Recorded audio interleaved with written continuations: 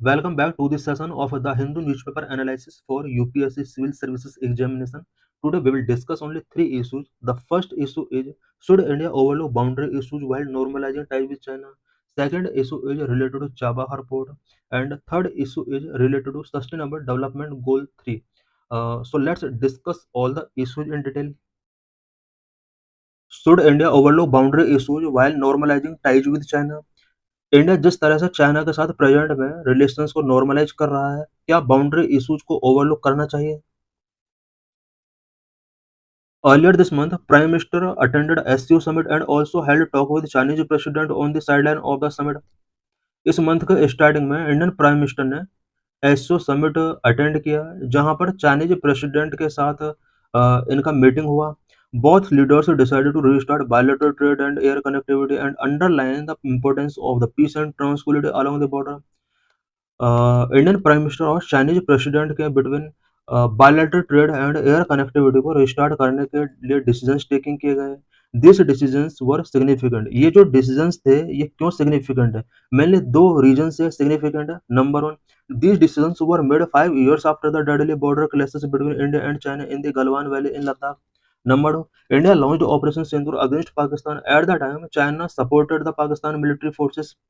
पहला जो रीजन है वो ये है कि ये जो डिसीजंस मेड किए गए हैं इंडिया और चाइना के बिटवीन लद्दाख में गलवान वैली में डेडली बॉर्डर क्लैशेस हुए, उसके बाद ये डिसीजंस टेकिंग किए गए हैं.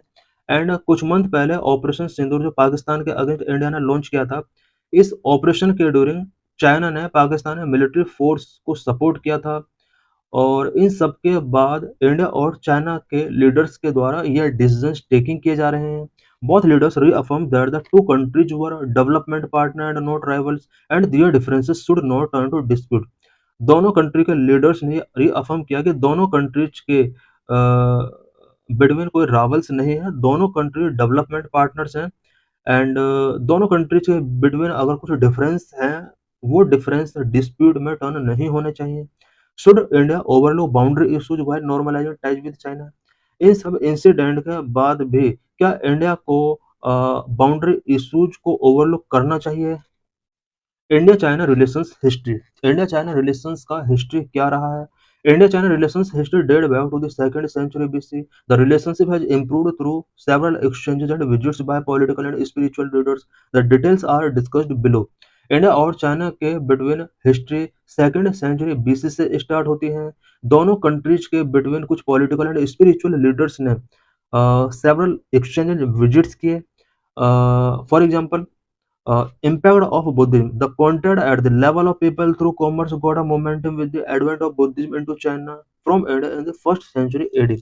फर्स्ट सेंचुरी एडी में इंडिया से बुद्धिज्म चाइना में एंटर करता है. इसके बाद पीपल लेवल पर कॉमर्स के थ्रू कॉन्टैक्ट काफी बढ़े इंडिया और चाइना के between. Role of travelers. Chinese travelers like Fahian and Zhuangjiang and Indian travelers like Bodhidharma have an information and cultural exchange between both nations. India और China के between दोनों countries के travellers का दोनों countries के relations को strong करने में काफी रोल रहा है. Chinese travel such as Fahien and Xuanzang India में ट्रेवल किया, एंड इंडिया के बोधि धर्म ने चाइना में ट्रेवल किया. इन सभी ट्रेवलर्स ने इंफॉर्मेशन एंड कल्चरल एक्सचेंज को बूस्ट करने में एक इम्पोर्टेंट रोल प्ले किया है. Period of independence struggle.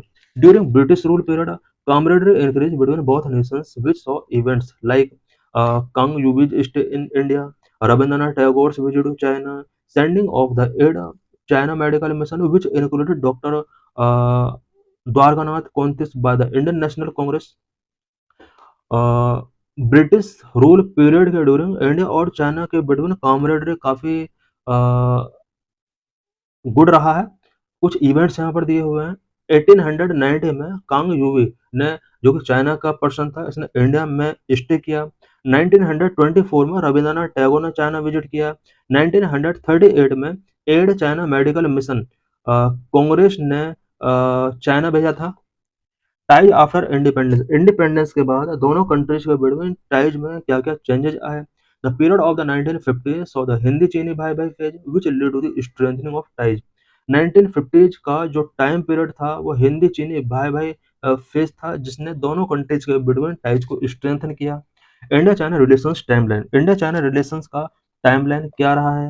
India China relations have evolved with time and witnessed several ups and down. India और चाइना के between relations with the time evolve हुए हैं एंड कुछ अप्स एंड डाउन्स भी दोनों countries के बिटवीन रहे हैं। 1950 establishment of diplomatic relations between India and China. 1950 में इंडिया और चाइना के बिटवीन डिप्लोमेटिक रिलेशंस का एस्टेब्लिशमेंट होता है। 1954 signing of the Panchsheel, 5 principles of peaceful coexistence. 1954 में दोनों कंट्रीज के बिटवीन पीसफुल कोएग्जिस्टेंस के लिए पंचशील साइन किया जाता है। 1962 border war between India and China, India और चाइना के बिटवीन 1962 में बॉर्डर वॉर होते हैं। It was fought over disputed territory in Aksai Chin region and Arunachal Pradesh. 1962 का इंडिया चाइना बॉर्डर वॉर जो होता है ये Aksai Chin region and Arunachal Pradesh region के अंदर कुछ डिस्प्यूटेड टेरिटरी को लेकर हुआ था। 1976 restoration of full diplomatic ties after 15 years, India और चाइना के बीच 1962 में वॉर होता है एंड इसके बाद 15 इयर्स लेटर 1976 में दोनों कंट्रीज के बीच में फुल फ्लैड टाइज रीस्टोरेशन किए जाते हैं। 1984 signing of the most favoured nation trade agreement, most favoured nation trade agreement 1984 में साइन किए जाते हैं। 1986 China condemn India's move to make Arunachal Pradesh a full fledged state, India ने अरुणाचल प्रदेश को फुल फ्लैड स्टेट 1986 में मेकिंग किया, चाइना ने इस मूव का कंडेम किया। 1998 India conduct nuclear test which receive Chinese criticism, India ने 1998 में न्यूक्लियर टेस्ट कंडक्ट किया था और इसको चाइना ने क्रिटिसाइज किया था। 2005 Chinese premier Wen Jiabao support for India's UN security council bid, 2005 में चाइना ने इंडिया की यूएन सिक्योरिटी काउंसिल के लिए जो बिड रही है लॉन्ग टाइम से, चाइना ने इसको सपोर्ट किया था। 2006 reopening of Nathula pass for trade, 2006 में नाथुला पास को ट्रेड के लिए रीओपन किया जाता है। 2017 to 2022 Chinese incursion in Doklam, Galwan valley and Tawang, 2017, 20 and 22 में Doklam, Galwan valley and Tawang region के अंदर चाइनीज इनकर्जन शो होते हैं। India China border overview, India shares 3,488 km of border with China that runs along the state of Jammu and Kashmir, Himachal Pradesh, Uttarakhand, Sikkim, and Arunachal Pradesh. Total length 3,488 km. Border state UT Ladakh, Himachal Pradesh, Uttarakhand, Sikkim, Arunachal Pradesh. India और China के between about 3,488 kilometre का border share होता है। India का about 7 state हैं जो 5 state हैं जो चाइना के साथ बॉर्डर शेयर करते हैं, Jammu and Kashmir, Himachal Pradesh, Uttarakhand, Sikkim and Arunachal Pradesh. Status not fully demarcated, line of actual control clarification ongoing, India और चाइना के बिटवीन जो बॉर्डर है वो फुल्ली डिमार्केटेड नहीं है and line of actual control clarification अभी ऑन गोइंग है। Terrain region high altitude sparsely populated, infrastructure challenges, border guiding force, Indo Tibetan border police force. India और चाइना के बीच में जो बॉर्डर है ये हाई एल्टीट्यूड वाला रीजन है, स्पार्सली पॉपुलेटेड है, इंफ्रास्ट्रक्चर से रिलेटेड चैलेंज है। इंडिया का कौन सा स्टेट चाइना के साथ कितने किलोमीटर का बॉर्डर शेयर करता है उससे रिलेटेड ये यहाँ पर ग्राफ दिया हुआ है। जम्मू एंड कश्मीर चाइना के साथ सबसे ज्यादा बॉर्डर शेयर करता है, about 1597 kilometre border. Second number पर अरुणाचल प्रदेश है जो बॉर्डर शेयर करता है अबाउट 1126 किलोमीटर। थर्ड नंबर पर उत्तराखंड है, फोर्थ नंबर पर सिक्किम, फिफ्थ नंबर पर हिमाचल प्रदेश। टोटल 3,488 किलोमीटर का बॉर्डर दोनों कंट्री शेयर करते हैं। India China border dispute, India China relation have witnessed several border disputes. Sino-Indian border dispute revolve around the sovereignty of key territories like Aksai Chin and Arunachal Pradesh, complicated by historical colonial influence. The dispute emerged from unclear historical boundary demarcations during British colonial rule and the McMahon Line Agreement, which China repudiated. The several border disputes between India and China are discussed below. India और China के जो relations हैं वो several border dispute की वजह से affect हुए हैं। 1962 में साइनो इंडियन बॉर्डर डिस्प्यूट हुए थे। Mainly Aksai Chin and Arunachal Pradesh region के अंदर कुछ टेरिटरीज की सॉवरेनिटी को लेकर ये बॉर्डर डिस्प्यूट हुए थे। इंडिया और चाइना के बिटवीन जो बॉर्डर डिस्प्यूट है हिस्टोरिकल कॉलोनियल इन्फ्लुएंस की वजह से ये आज भी बने हुए हैं। ब्रिटिश कॉलोनियल रूल के during historical boundary demarcations and McMahon line agreement unclear रहे हैं। और मैकमोहन लाइन जो ब्रिटिश कॉलोनियल रूल के ड्यूरिंग इंश्योर किया गया था, चाइना आज भी उसको रिप्यूडिएट करता रहा है। इंडिया और चाइना के बिटवीन जो बॉर्डर डिस्प्यूट्स रहे हैं, उनके बारे में हम कुछ डिस्कशंस करेंगे। Boundary line dispute. India acknowledged the McMahon Line as the LAC line of actual control between India and China, while China does not recognize it. India ने इंडिया और चाइना के between line of actual control के रूप में McMahon line को acknowledge किया हुआ है, बट चाइना इस लाइन को रिकॉग्नाइज नहीं कर रहा है। Sino India war 1962 Sino India war emerge from the border dispute in Aksai Chin and Arunachal Pradesh. Sino India war 1962 में इंडिया और चाइना के बिटवीन हुआ था, और Aksai Chin and Arunachal Pradesh region के अंदर कुछ टेरिटरीज की सॉवरेनिटी से रिलेटेड ये वॉर था। Nathula classes the Nathula classes occurred in 1967 when the PLA attacked Indian post in Sikkim. Nathula classes जो हुए थे सिक्किम स्टेट के अंदर हुए थे 1967 में। नाथुला के इस रीजन में पीएलए पीपल्स लिबरेशन आर्मी जो चाइना की आर्मी है, इंडियन पोस्ट पर अटैक करने की वजह से ये क्लासेस स्टार्ट हुए थे। Doklam issue. The 2017 Doklam standoff was a 73-day military conflict between India and China over the construction of a road. Chinese troops in the disputed Doklam region. 2017 में Doklam clashes होते हैं इंडिया और China के between, because Chinese troops Doklam region के अंदर road construction कर रहे थे। इंडियन मिलिट्री के द्वारा इसका ओपोज किया जाता है और अबाउट 73 डेज तक कंटिन्यू डोकलाम क्लैशेस चलते रहते हैं।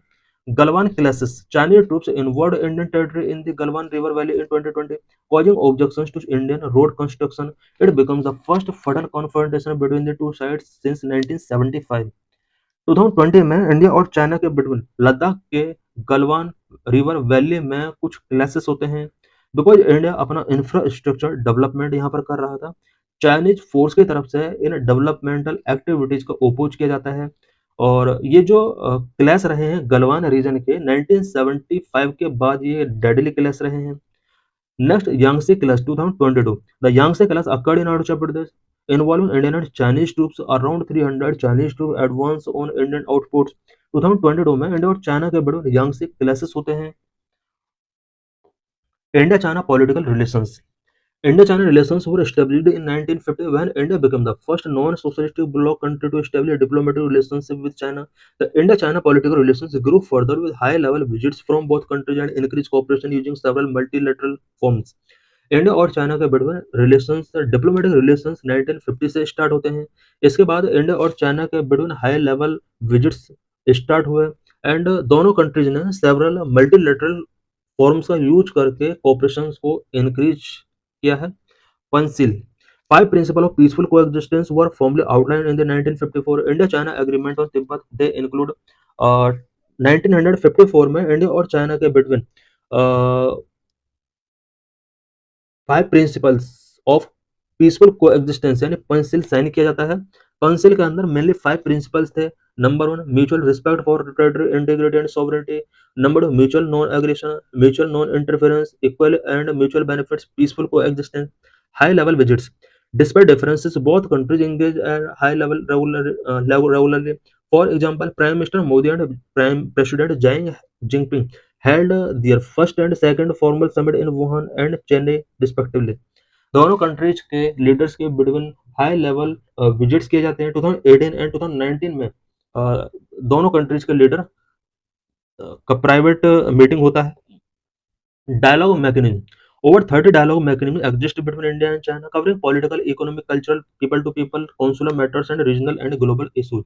इंडिया और चाइना के between over 30 dialogue mechanism exist करते हैं, एंड इन सभी डायलॉग में political, economic, cultural, people to people, consular matters and region and global issues पर डिस्कशंस किए जाते हैं।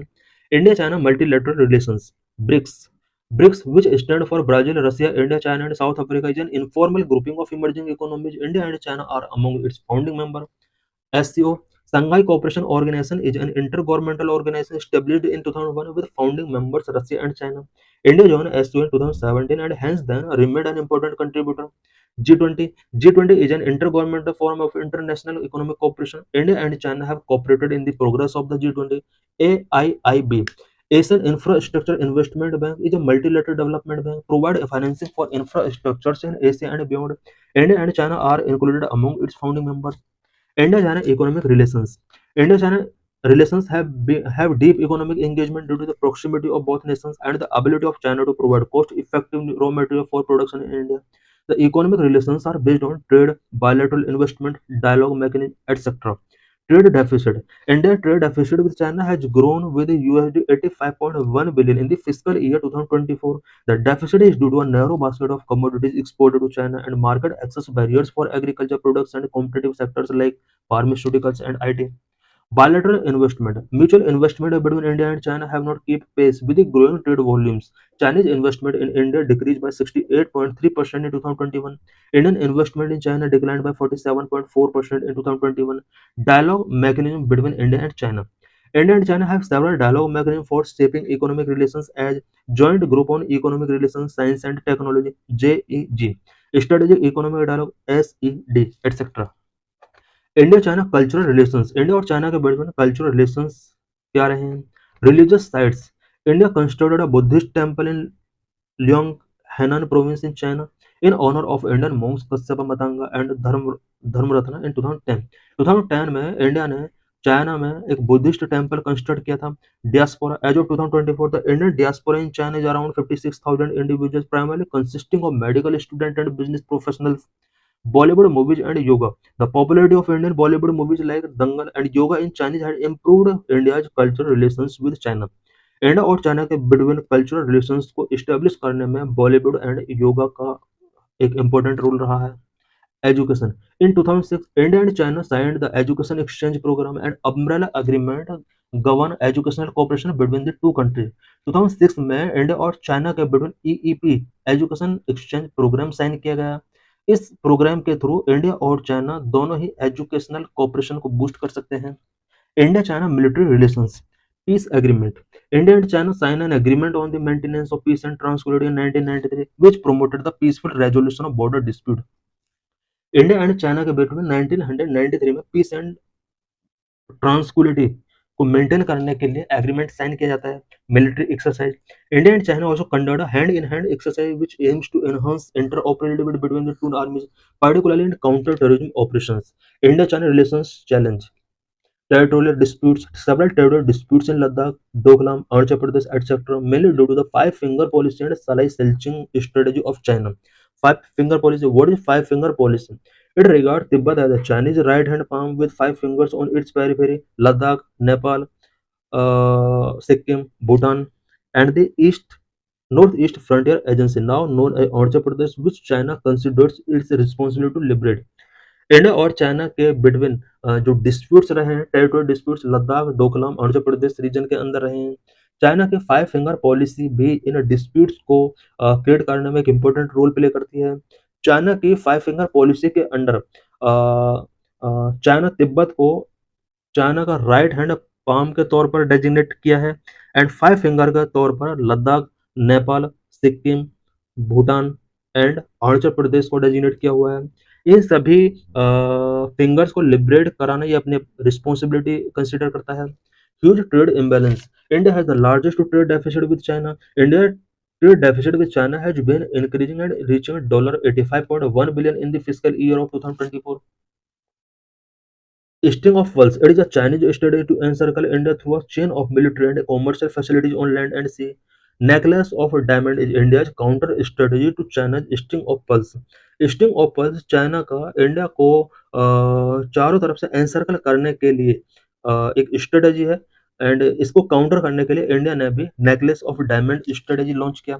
Incursion in the Indian Ocean. Chinese interference in the Indian Ocean region and spying on India using vessels like Yuan Wang 5 have led to security concern for India. Water security. China is planning to build the world's largest dam, the Yarlung Tsangpo Dam on the Brahmaputra, have raised concern about the flow of water in low riparian countries such as India and Bangladesh. Significance of stable relation with China. India and China के relations अगर stable होते हैं, इसका क्या significance होगा? Number one, enhanced border stability. De-escalation would prevent future clashes and allow resources to be diverted to development priorities. Number two, economic interest. A stable relationship between India and China is crucial as China is India's largest trading partner and third largest export market. Two-thirds of India's total active pharma ingredients is sourced from China. Number three, energy security.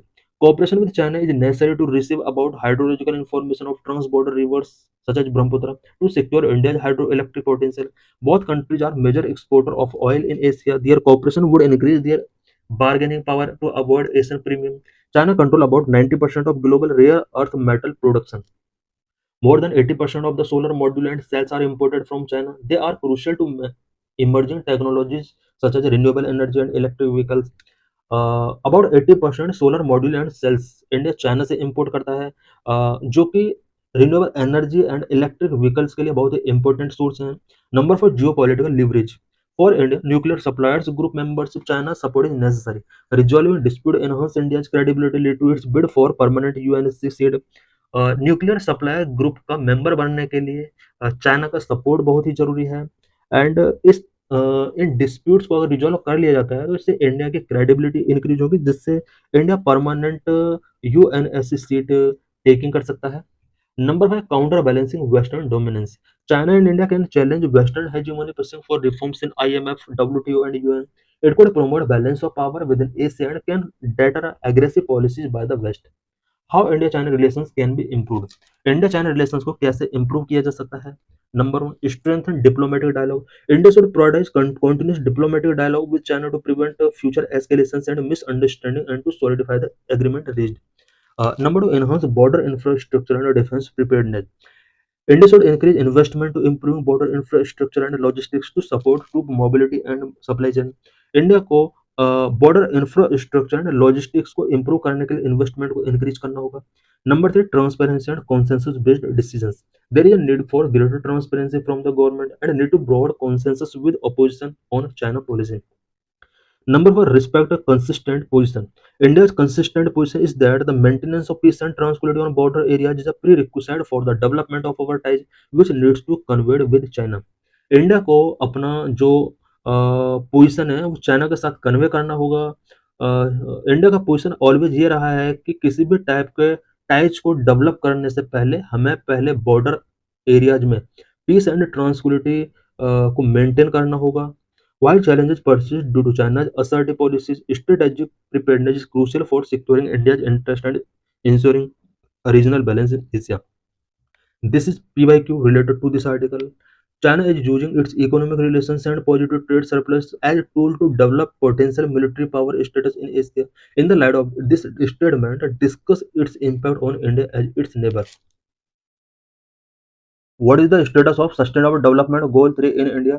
Sustainable Development Goal 3 is related to good health and well-being.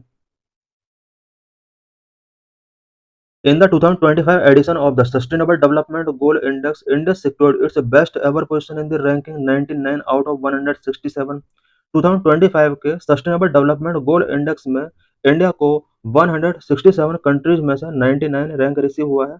This marked a significant improvement from its rank of 109 in 2024, reflecting study progress since 2021। 2024 में India को sustainable development goal index में 109 rank receive हुआ था। ये show करता है कि India ने हेल्थ एंड वेलनेस सेक्टर में काफ़ी प्रोग्रेस किया है। 2021 के बाद इंडिया कंटिन्यू एसडीजी इंडेक्स में इंप्रूव कर रहा है।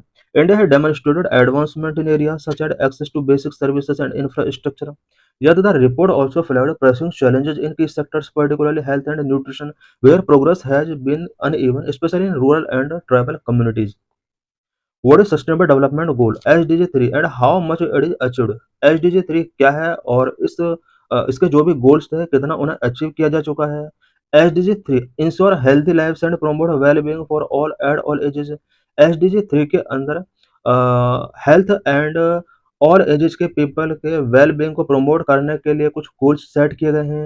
It encompass specific target that India has committed to achieve by 2030। Despite gains in some areas, the overall trajectory indicates that India is not on track in most targets. Uh, sustainable development goal 3 के अंदर कुछ specific target India के द्वारा set किए गए हैं, जिन्हें 2030 तक अचीव करना है। इंडिया ने कुछ एरियाज में गेन किया है, जबकि कुछ एरियाज ऐसे हैं जहां पर इंडिया राइट ट्रैक पर नहीं चल रहा है, such as number of maternal mortality ratio. The number of mothers dying after child birth per 1 lakh live birth stands at 97 death per 1 lakh live birth, higher than the 2030 target of 70. Maternal mortality ratio जो होता है वो number of mothers dying after child birth per 1 lakh live birth per 1 lakh live birth पर जितने mother's dying होती हैं child birth के during, this is known as MMR। Current में मैटरनल मोर्टेलिटी रेशो 97 है, जबकि 2030 का जो गोल सेट किया गया वो इसको 70 तक रिड्यूस करने का टारगेट रखा गया था। Number of infant mortality rate even under 5 mortality rate remains at 32 death पर 1000 live birth against the target of 25। Infant mortality rate present में 32 है, 2030 तक सस्टेनेबल डेवलपमेंट गोल के अंडर 25 तक इसको रिड्यूस करने का टारगेट रखा गया था। Maternal mortality rate and infant mortality rate के अंदर जो मेन डिफरेंस है वो ये है कि मैटरनल मोर्टेलिटी रेट को पर 1 लाख के हिसाब से मेजर किया जाता है, जबकि इन्फेंट मोर्टेलिटी रेट को पर 1000 के बेस पर मेजर किया जाता है। इन डेवलप्ड कंट्रीज जो ranges between 2 and 6 death, developed countries में मैटरनल मोर्टेलिटी रेट जो है वो 2 है, जबकि इन्फेंट मोर्टेलिटी रेट ओनली 6 है। Number 3, life expectancy now is only 70 years, falling short of the target of 63 years. Life expectancy की अगर बात की जाए प्रेजेंट में 70 ईयर्स है। सस्टेनेबल डेवलपमेंट गोल के अंडर 2030 तक जो टारगेट रखा गया है वो 73.63 तक इसको इंक्रीज करने का टारगेट रखा गया है। Number 4, out of pocket health care expenditure continues to burden families at 13% of total consumption, nearly double the target 7.83। Health care expenditure की अगर बात की जाए, हेल्थ केयर एक्सपेंडिचर की वजह से प्रेजेंट में इंडिया के फैमिलीज के लिए बर्डन्स क्रिएट हो रहे हैं। प्रेजेंट में इंडिया के फैमिली टोटल कंजप्शन का 13% हेल्थ केयर पर एक्सपेंड कर रहे हैं, जबकि सस्टेनेबल डेवलपमेंट गोल 3 के अंडर टारगेट रखा गया कि 2030 तक इसको 7.83% तक रिड्यूस करना है। Number 5, immunization coverage, though commendably high at 93.23%, has not yet reached the universal target of 100%। Immunisation coverage की अगर बात की जाए 2030 तक टारगेट रखा गया है कि 100% इम्यूनाइजेशन कवरेज को अचीव किया जाएगा, बट प्रेजेंट में 93.23% तक ही इसको अचीव किया गया है। Why India lag behind achieve SDG 3, SDG 3 के गोल्स को इंडिया अचीव क्यों नहीं कर पाया है या क्या क्या प्रॉब्लम्स है इसके before. First, lack of access to quality health care partially due to poor infrastructure and economic factors. Second, non-economic factors such as poor nutrition, hygiene and sanitation and other lifestyle choices. Third, cultural practices and stigma around physical and mental health. These cultural practices and limited awareness often prevent communities from accessing even the healthcare services available to them. How India can accelerate progress on SDG Goal 3? SDG Goal 3 में progress करने के लिए India किस तरह से accelerate कर सकता है? If India is to accelerate progress on SDG Goal 3, a three pronged approach is essential। इंडिया को 3 pronged अप्रोच टेकिंग करना होगा। Number 1, focus on treatment and prevention of disease. Number 2, providing universal health insurance to the population. Number 3, World Bank studies show that countries with robust insurance system have lowered catastrophic healthcare expenditure while ensuring greater equality in the access. Number 3, establish high quality primary health centers across the country and coordination of primary, secondary, tertiary care. Need to increase health education at the school level। School level पर health education को increase करने की need है। अगर ऐसा India करेगा तो sustainable development goal 3 के टारगेट को अचीव करना इजी हो सकता है। Prevention of disease is more cost effective than treating them. Prevention of disease ये मोर कॉस्ट इफेक्टिव हो सकता है than treating. To prevent disease we need to provide health education to all school children. डिसीज को prevent करने के लिए हमें स्कूल के ऑल चिल्ड्रन को हेल्थ एजुकेशन प्रोवाइड करना होगा। Children need to be educated about health nutrition, good hygiene and sanitation, reproductive health, road safety and on maternal health tips. School children को हेल्दी न्यूट्रिशन के बारे में, good hygiene, sanitation, reproductive health, road safety and mental health topics के बारे में हमें educate करना होगा।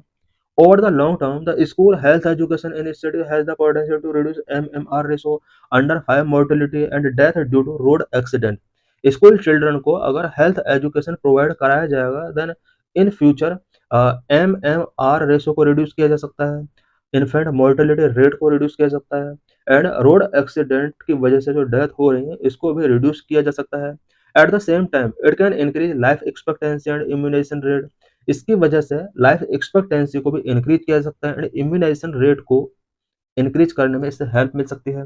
Conclusion, India's improved sustainable development goal rank is encouraging, but it should not obscure the reality that only 17% of the global sustainable development target are currently on track to be achieved by 2030। India ने sustainable development goal ranking में improve किया है, but world level पर अगर देखा जाए sustainable development target की अगर बात की जाए, ओनली 17% सस्टेनेबल डेवलपमेंट गोल को अभी तक अचीव करने की कंडीशन में ऐसा लग रहा है कि 17% गोल ही 2030 तक अचीव करने के लिए ट्रैक पर हैं।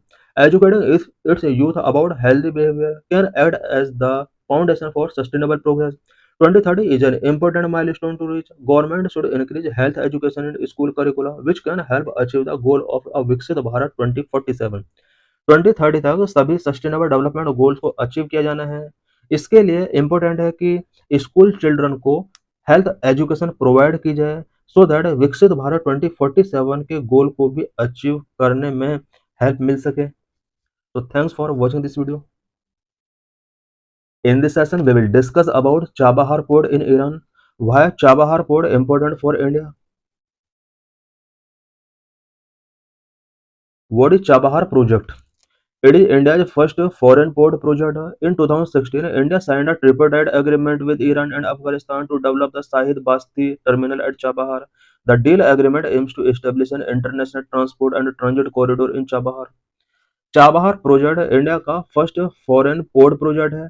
2016 में इंडिया ने एक ट्रिपरटाइट एग्रीमेंट ईरान एंड अफगानिस्तान के साथ साइन किया था, जिसके अंडर चाबहार के अंदर एक शाहिद बासिती टर्मिनल डेवलप करने का एक एग्रीमेंट किया गया था। इस एग्रीमेंट के अंदर मेनली एक international transport and transit corridor Chabahar के अंदर एस्टेब्लिश करने का एम रखा गया। मेजर प्रोजेक्ट चाबहार प्रोजेक्ट के अंदर मेजर प्रोजेक्ट क्या क्या इंक्लूड है? The construction of the Chabahar port and the construction of a rail line from Chabahar port to Jahida। इस प्रोजेक्ट के अंदर एक चाबहार पोर्ट कंस्ट्रक्ट करने का प्लान किया गया है, साथ ही एक रेल लाइन जो चाबहार पोर्ट से जाहिदान को कनेक्ट करेगी, कंस्ट्रक्ट करने का यहाँ पर एक एग्रीमेंट किया गया। The idea behind this project, Chabahar port बनाने का जो आइडिया था वो क्यों डिसीजन टेकिंग किया गया? Number one, enable India to bypass Pakistan and access Afghanistan and ultimately Central Asia. Number two, port could serve as a hub for transit trade between India, Iran, and Afghanistan and provide an alternative route to the traditional Silk Road that passes through China। इस project के through India का Afghanistan and central Asia तक access China को bypass करते हुए ensure किया जा सकता है। साथ ही इस पोर्ट के थ्रू इंडिया का जो ट्रेड है वो India, Iran and Afghanistan, it means Iran और अफगानिस्तान तक इंश्योर किया जा सकता है। एंड ट्रेडिशनल रोड जो इंडिया फॉलो करता है, सिल्क रोड जो कि चाइना से पास होता है, ये जो प्रोजेक्ट है ये सिल्क रोड का अल्टरनेट हो सकता है। About Chabahar port, Chabahar port क्या है? This is a deep water port located in Iran's Sistan Baluchistan province. It is one of the Gulf. It is on the Gulf of Oman at the mouth of the Strait of Hormuz. It is the only Iranian port having direct access to the Indian Ocean। Chabahar port deep water port है जो कि Iran के Sistan Balochistan province के अंदर located है। Gulf of Oman पर यह situated है। स्ट्रेट ऑफ हॉर्मुज के माउथ पर सिचुएटेड है। ये एक ऐसा ईरानियन पोर्ट है जो कि इंडियन ओशन के साथ डायरेक्ट एक्सेस रखता है। It consist of 2 separate port. इसके अंदर 2 सेपरेट पोर्ट होंगे। Number 1 Shahid Beheshti and Shahid Kalantari, ये इसके अंदर 2 पोर्ट इंक्लूडेड हैं। Geographic proximity to countries, Afghanistan, Pakistan and India, ये 3 कंट्री के साथ प्रॉक्सिमिटी रखेगा, Afghanistan, Pakistan and India. Key transit center on the burgeoning international north-south transport corridor gives it the potential to develop into one of the most important commercial hub in the region.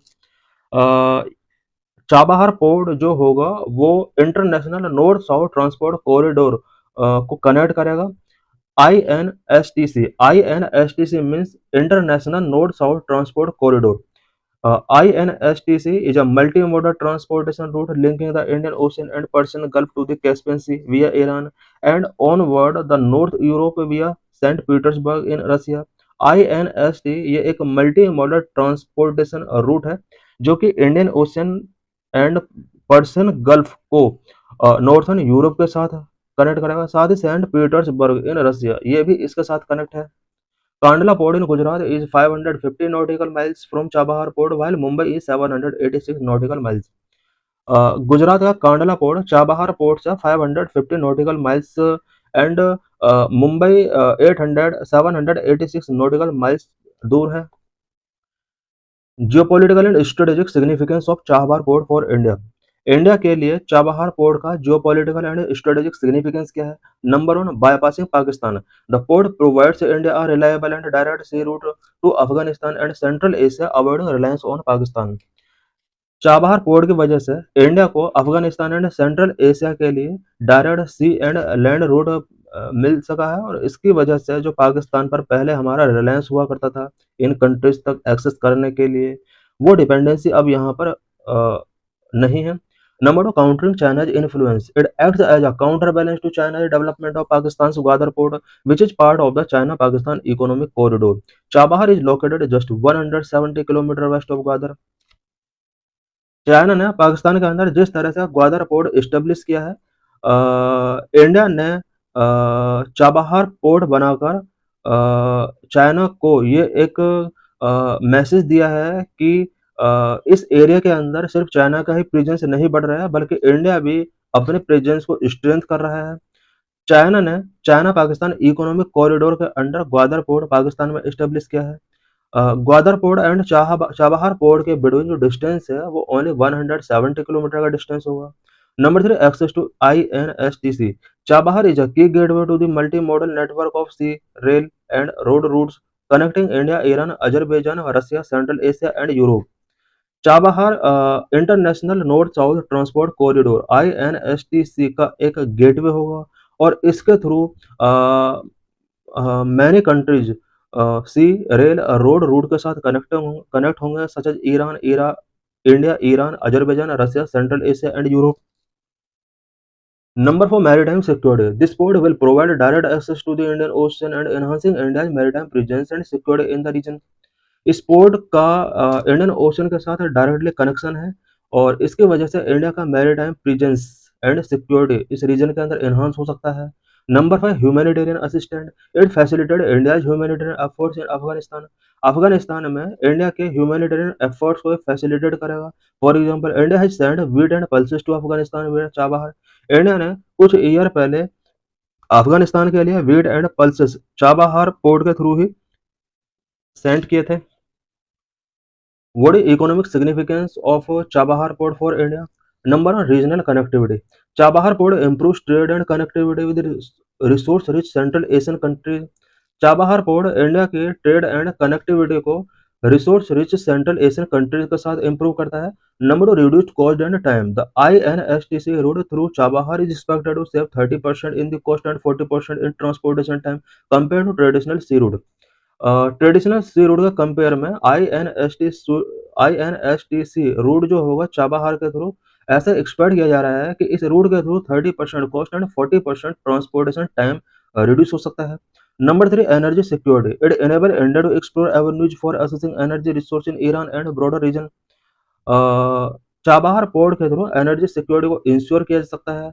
इसके through resource avenues को explore किया जा सकता है। Major challenges and recent development. Chabahar port के before major challenges क्या क्या हैं और रिसेंट डेवलपमेंट का चाबहार पोर्ट के ऊपर क्या इम्पैक्ट पड़ सकता है। Number 1, US sanctions. US sanctions against Iran have been the most significant impediment to the project. While the US had previously granted a sanctions waiver for Chabahar development, the waiver was revoked in September 2025, potentially exposing entities involved to sanction risk. US ने Iran के ऊपर कुछ sanctions impose किए हुए हैं। Chabahar port Iran के अंदर है। यूएस के सैंक्शंस का चाबहार पोर्ट की एक्टिविटीज पर या रनिंग प्रोसेस में कुछ इम्पैक्ट पड़ सकते हैं। Number geopolitical tensions, regional instability, particular tension between Iran and Israel and the situation in Afghanistan pose risk to the project. कुछ रीजनल इंस्टेबिलिटी का इम्पैक्ट भी चाबहार पोर्ट के रनिंग में पड़ सकता है। पर्टिकुलरली ईरान एंड इसराइल के बीच जो टेंशंस हैं, अफगानिस्तान के अंदर जो सिचुएशंस हैं, इन सभी सिचुएशंस का इम्पैक्ट चाबहार पोर्ट की एक्टिविटीज में पड़ सकता है। Number 3, Iran China relation. Iran growing economic ties with China through a 25-year strategic agreement could reduce India's influence. Chabahar port पर इंडिया के इन्फ्लुएंस को रिड्यूस करने में कुछ फैक्टर्स वर्क कर सकते हैं, सच एज ईरान का चाइना के साथ इकोनॉमिक टाइज ग्रो हो रहे हैं और 25 ईयर का स्ट्रेटेजिक एग्रीमेंट ईरान और चाइना के बिटवीन साइन किए गए हैं। इन सभी का इम्पैक्ट चाबहार पोर्ट पर इंडिया के इन्फ्लुएंस को कहीं ना कहीं अफेक्ट कर सकता है। Number 4, competition. New corridor such as the IMEC, India middle east Europe economic corridor could challenge Chabahar relevance. कुछ न्यू कॉरिडोर भी इस रीजन के अंदर एस्टेब्लिश किए जा रहे हैं, सच एज IMEC। इस तरह के कॉरिडोर भी चाबहार का रेलेवेंस को चैलेंज कर सकते हैं। Number 5, financing and infrastructure. Despite significant investment, infrastructure and financing issues persist and full operationalization depend on regional cooperation। Chabahar के ऊपर सिग्निफिकेंट इन्वेस्टमेंट किया गया है, बट अभी भी कुछ infrastructure and financing issues persist हैं। फुल ऑपरेशनलाइजेशन इसका डिपेंड करता है कि इस रीजन के अंदर रीजनल कोऑपरेशन कब तक मेंटेन रहता है।